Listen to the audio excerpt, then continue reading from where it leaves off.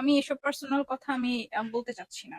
ভালোবাসি। কথা বলতে যেও না। মামলা খেয়ে যাবে। আমার বয়স এই সুইট 16 এর মতো। 15 কি 20 হবে।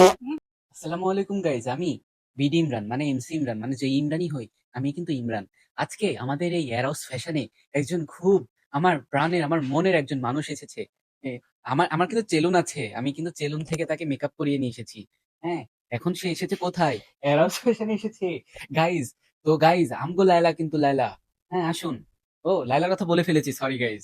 হ্যাঁ, দেখুন এই যে আমাদের প্রিন্স মামুনের লায়লা।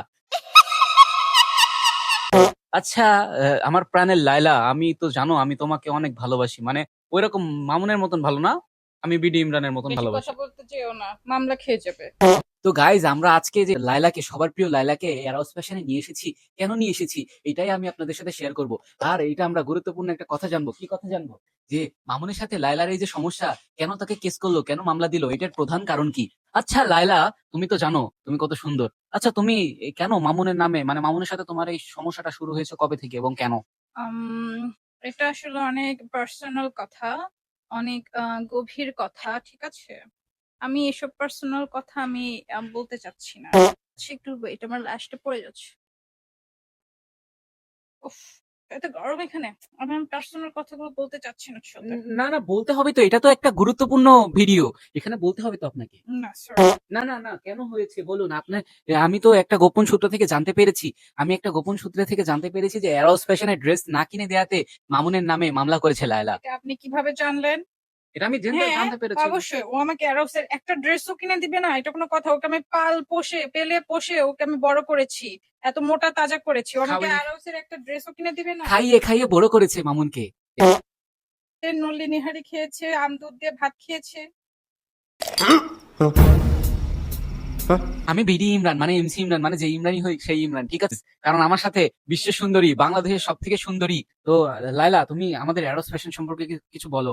আমরা যে একটা ব্র্যান্ডে পরিণত হয়েছি, এটা সম্পর্কে তুমি কিছু বলো। আমার তো খুবই ভালো লাগছে। এখন যদি মামুন যদি এখন বলে তোমাকে যে তুমি, তোমাকে এরোস ফ্যাশন থেকে ড্রেস কিনে দিবে, তাহলে কি তুমি তাকে আবার পুনরায় গ্রহণ করবা? না, না, আমি ওর কাছে আর যাবো না। কজ আমি এখন পেয়ে গিয়েছি যে আমাকে পুরো অ্যাডাউসটাই কিনে দিবে।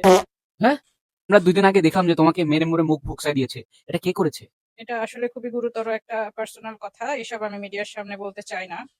আমি গোপন সূত্রে জানতে পারলাম আপনি নতুন যে লোকটার সাথে রিলেশন করছেন, সেই লোকটা নাকি মামুনের সাথে আপনার একটা ভিডিও দেখে এভাবে মারধর করেছে আপনাকে। না, এটা সমস্তটাই ভুয়া কথাবার্তা। ঠিক আছে? আমি খুবই নিষ্পাপ পবিত্র একটি মেয়ে। अभी मैं गाली नहीं दे सकता। नहीं गाली नहीं देना। अब फैमिली फैमिली देखती है वरना আজকে সব থেকে গুরুত্বপূর্ণ এবং সব থেকে যেটা হচ্ছে মানুষ জানতে চায়, ঠিক আছে গাইজ, সেটা আমরা জানবো। আচ্ছা লায়লা, কেউ কেউ বলে আপনার বয়স 50 বছর, 60 বছর, 80 বছরও কেউ কেউ বলে। এক্স্যাক্টলি আপনার বয়স কত? না, না, না, এত আমার বয়স না। কি বলছেন?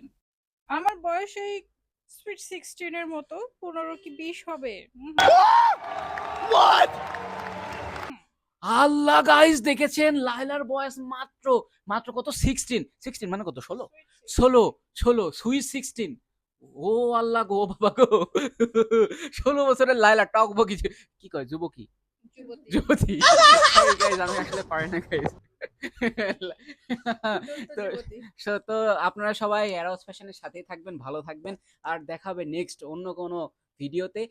এই নেক্সট ভিডিওতে আমাদের সাথে কিন্তু এই লালার থেকে অনেক বড় একজন গেস্ট থাকবে গাইজ। আমি আজকের এমসি ইমরান মানে বিডি ইমরান মানে যেই ইমরানই হই সেই ইমরান আপনাদের সাথে আছি। নেক্সট আরেকটা ভিডিওতে দেখা হবে। আর এখন আপনাদের সাথে দেখুন লায়লাকে ভালোভাবে দেখুন, ক্লোজ থেকে দেখান, ক্লোজ থেকে দেখান। বাই। প্লিজ সরে যান আপনারা।